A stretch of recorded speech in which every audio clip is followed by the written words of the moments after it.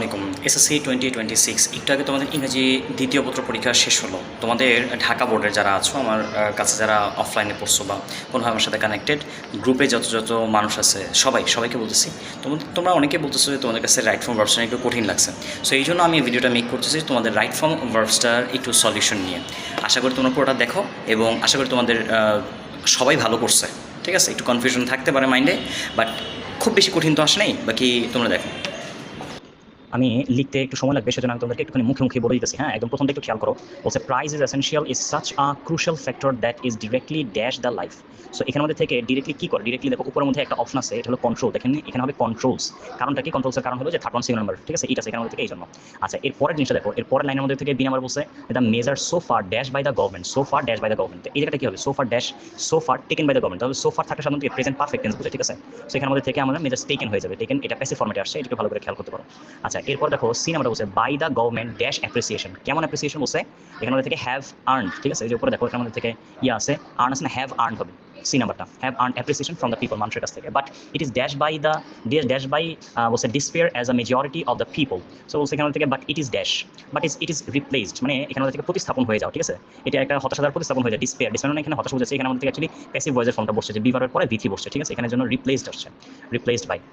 So এখানের মধ্যে থেকে রিপ্লেস বাই ডিসপেয়ার্স। আচ্ছা, পরে বলছে যে as the majority of the people dash under the crushing burden. So এখানের মধ্যে থেকে আমরা ই নাম্বার কি বলতে পারি? ই নাম্বার বলছে যে আমাদের এখানের মধ্যে থেকে যদি বলি যে as the major of people dash under are paralyze under the crushing burden of. So এখানের মধ্যে থেকে এটার কারণটা কি? এটার কারণটা হলো এখানে people are paralyze under the burden, মানুষ এই চাপের মুখে বা অচল হয়ে পড়েছে বা নিষ্ক্রিয় হয়ে পড়েছে।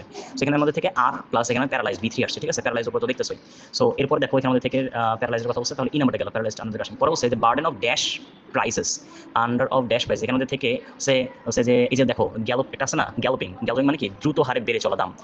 গ্যালপিং প্রাইসেস অর্থাৎ কি দ্রুত হারে বেড়ে চলার ইংরেজি হলো গ্যালপিং। এই শব্দটার সাথে তোমরা অবশ্য পরিচিত না। সো এখানে অ্যাকচুয়ালি কি, এখানের মধ্যে থেকে ভার্বের অ্যাজেক্টিভ হিসেবে ব্যবহৃত হচ্ছে একজন প্রেজেন্ট পার্টিসিপল, অর্থাৎ কি ভার্ব প্লাস আইএনজি বসছে। সো গ্যালপিং প্রাইসেস, ঠিক আছে। এরপরে দেখো কি বলছে, গ্যালপিং প্রাইসেসের পরে ইট ইট ইট ড্যাশ বিজনেস বলছে যে syndicate, it dash business syndicate dash that the market price and so the retailers. So এখানের মধ্যে থেকে জি নাম্বারের মধ্যে থেকে কি আসবে?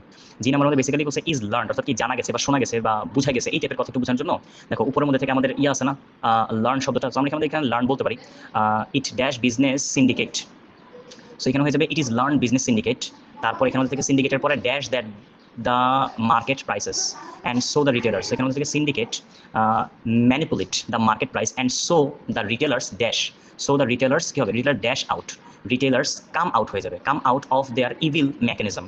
সাম selfish man are reported to have being involve in illegal activities. So এখানে আমি কারণগুলো বলে দিই। যিনি আমার মধ্যে থেকে ইজ লার্ন, এটা বুঝছো এটা প্যাসিভ স্ট্রাকচার। ম্যানিপুলেট, ম্যানিপুলেট মানে নিয়ন্ত্রণ করা বা কার সাথে কোনো কিছু করা, এটাকে বলছে সিন্ডিকেট ম্যানিপুলেট দ্য প্রাইস। এটাকে খেয়াল করো। সো এখানে বলছে যে এটা অ্যাকচুয়ালি প্লুরাল সেন্স চিন্তা করলে পরে, তো এখানে থেকে বেসিক্যালি এখানে বেস ফর্মটাই হইতেছে। আর retailer dash out of their evil mechanism. সেখানে যদি খেয়াল করো রিটেলার্স কি আসবে? এখানে কাম আউট, ঠিক আছে। প্রেজেন্ট সিম্পল, এখানে প্লুরাল সাবজেক্ট হওয়ার কারণে বেসিক্যালি আমাদের এইরকমটা আসছে। লাস্ট ওয়ান বলছে আর রিপোর্টেড হ্যাভ বিন ইনভলভ। এখানে থেকে আমরা যেটা বলতে পারি, এটার মধ্যে কি আসছে? রিপোর্টেড আসছে, reported to have been involve in illegal activities. So আমি যদি আরেকবার একটুখানি তোমাদেরকে বলি, তো প্রথমটা কি বলছিলাম? প্রথমটা হলো কন্ট্রোলস। হ্যাঁ, পরেরটা বলছি যে so far taken by, so টেকেনটা দিয়ে দিবা। এরপরটা বলছে হলো হ্যাভ আর্নড অ্যাপ্রিসিয়েশন, ঠিক আছে, অর্জন করেছে কোনো একটা কিছু কমপ্লিট হয়ে যাওয়া, বর্তমানে যেটা ফলাফল আছে এটা প্রেজেন্ট পারফেক্ট টেন্স। তারপরে হবে রিপ্লেসড, তারপরে হবে আর প্যারালাইজড। হ্যাঁ, পরে আরেকটা যেটা বলছে যে গ্যালপিং, গ্যালপিং এটা হয়ে যাবে কি দ্রুত হারে বেড়ে চলাতে ব্যবহার করা হয়েছে এবং এটা অ্যাজেক্টিভ ফর্ম বসে, মানে প্রেজেন্ট পার্টিসিপল হিসেবে বসছে, আর কি ভার্বের আগে বসছে, তো সরি সাব নাউন আগে বসছে, এজন্য এখানে মধ্যে থেকে হয়েছে অ্যাজেক্টিভ হিসেবে। সো এখানে গ্যালপিং হয়ে যাবে। এরপর ইজ লার্নড, জানা গেছে শোনা গেছে বুঝা গেছে, এই টাইপের একটা কথা এখানে মধ্যে থেকে আসছে। আর একটা হলো ম্যানিপুলেট, হ্যাঁ, বলছে যে সিন্ডিকেট ম্যানিপুলেট দ্য প্রাইসেস, অর্থাৎ সিন্ডিকেট দাম নিয়ন্ত্রণ করে, এরকম একটা কথা। আর last one retailer come out to their evil mechanism, অর্থাৎ রিটেলার খুচরা বিক্রেতারা তাদের খারাপ কাজ থেকে বের হয়ে আসে যেন বলছে। আর রিপোর্টেড, এখানে কি হবে? আর রিপোর্টেড, এখানে আমাদের থেকে প্যাসিভ ফর্মের স্ট্রাকচার আসছে, যেন রিপোর্টেড হয়েছে। আশা করি তোমরা জিনিসগুলো বুঝতে পারছো, ঠিক আছে। আমি ছোট্ট একটা জিনিস বলে দিই যে এখানে আমাদের থেকে গ্যালপিং এটা তোমাদের কাছে একটু অজানা ছিল। সো ফার এই শব্দটা আসলে কি, মানে আমরা একটু পারফেক্ট, মানে কোনো একটা কমপ্লিট হয়ে গেছে কোনো বুঝতে ব্যবহার করা হয়। আর প্যাসিভ ফর্ম তো বারবার আসছে যে বি প্লাস বিসি যেটা। আর এই তো মোটামুটি আশা করি তোমরা বুঝতে পারছো। আমি লিখতে গেলে আবার একটু সমস্যা হইতে জন্য আমি একবারে বইলা বুঝাই দিলাম, ঠিক আছে, তোমাদের কোশ্চেন থেকে একবার নিয়ে বুঝিয়ে দিলাম। কারো যদি এরপর প্রবলেম থাকে আমাকে জানাও ইনশাল্লাহ।